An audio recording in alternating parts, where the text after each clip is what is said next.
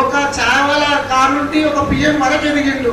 నేను మామూలుగా నేను మామూలుగా పని చేసుకుంటూ ఉండేటోని ఈరోజు వార్డు నంబర్ కానుండి, వార్డు అధ్యక్షుడు కానుండి, జిల్లా అధ్యక్షుడు కానుండి, కోప్షన్ నంబర్ కానుండి ఈరోజు బీజేపీ ఈ స్థాయికి తెచ్చింది నన్ను. ఈరోజు ఇలా ఇంతమంది 1000 మందిలో నేను మాట్లాడుతుందంటే ఇది బీజేపీ సాధ్యమైంది, బీజేపీతోనే సాధ్యం. వేరే పార్టీలా ఎస్సీలు వచ్చిందంటే ఆడ కూర్చోరా, గేట్ కాడ వస్తున్నా, లేదు సార్ అపార్ట్మెంట్ లేదు అంటారు. కానీ బీజేపీ వాళ్ళు అట్లా కాదు. బీజేపీ వాళ్ళు ప్రతి ఒక్కరు కాపోలు కానీ రెడ్డిలు కానీ ఎవరైనా కానీ తెలుగు వాళ్ళు కానీ పక్కన కూర్చుని పెట్టుకొని భోజనం చేపించి ఏముందిరా ఏమైందిరా అని ఏ ఊరికి పోయినా, ఈ జిల్లాలో కాదు వేరే స్టేట్కి పోయినా కూడా మనకు గౌరవిస్తారు. మనకు అది దీన్ని రీజన్ బీజేపీ పార్టీ అంటే. ఎందుకో చాలా ఊళ్ళలో పోతాం అన్న బీజేపీలో లేరన్నా, మన ఎస్సీలు తక్కువ ఉన్నారన్నా, వేరే పార్టీలో ఉన్నారన్నా, అది కేసీఆర్ దళిత బంధు 10 లక్షలు ఇస్తున్నారన్నా, దానికి ఆశపడి టీఆర్ఎస్లో ఉన్నారన్నా, అస్సలు మన బీజేపీలో వస్తలేరన్నా. ఎంత చెప్తాను నేను ప్రతి మండలం పోతా, కానీ ఇదే సమస్య నాకు. అన్న బెదిరిస్తున్నారన్నా, దళిత బంధు ఇస్తలేమరా నీకు అని అంటారు. వాళ్ళ దళిత బంధు ఇవ్వలేదు, డబుల్ బెడ్రూమ్ ఇవ్వలేదు, దళితులకు 10 లక్షలు ఇవ్వలేదు. ఇవన్నీ మళ్ళీ ఓటేయమని ఇప్పుడు ఎట్లా ఎంపీకి వస్తారన్న ఇంటికి, మన ఇంటికి.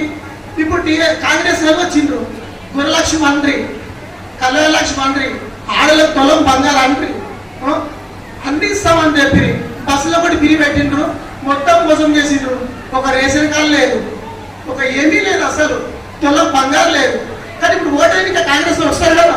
మా ప్రధానమంత్రి అంటాడు, రాహుల్ గాంధీ అంటారు కదా, వాళ్ళ అన్నోళ్ళు మన వర్గీకరణ ఓలే కదా 50 ఏళ్ళకెళ్ళి ఉన్నది, వాళ్ళ వర్గీకరణ చేయొచ్చు కదా.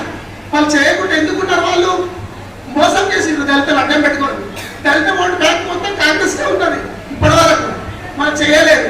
ఇప్పుడు మన ప్రధానమంత్రి ఖచ్చితంగా వర్గీకరణ చేశారు కాబట్టి మనం ఖచ్చితంగా నరేంద్ర మోడీకి ఓటేసి దీకరణమ్మ ఈ పార్లమెంట్ ఓటని 3 సార్లు ఆమె ఎమ్మెల్యే, ఒకసారి మినిస్టర్, ఆమెకు మనము మహిళలు కానీ యువత కానీ పెద్దమ్మలు కానీ అక్కలు కానీ అన్నమ్మకు ఓటేసి మంచి మెజారిటీతో ఈ పార్లమెంట్లో గెలిపిస్తే ప్రతి ఊరికి రేషన్ కార్డు వస్తుంది, ఇండ్లు వస్తాయి, పింఛన్ వస్తుంది, అన్నీ వస్తాయి, అన్ని వసతులు వస్తాయి. కానీ మనము మోసపోయినా కాంగ్రెస్ వేసినాం అనుకో, అన్ని తొలబాకర్ పోతుంది, కళ్యాణ లక్ష్మి పోతుంది, ఇల్లు రా ఏమీ రాదు అసలు. మనము మన డీకరణమ్మ గెలిస్తే మంచి లీడర్, డాషింగ్ లీడర్, ఆమె పార్లమెంట్లో మాట్లాడుతుంది.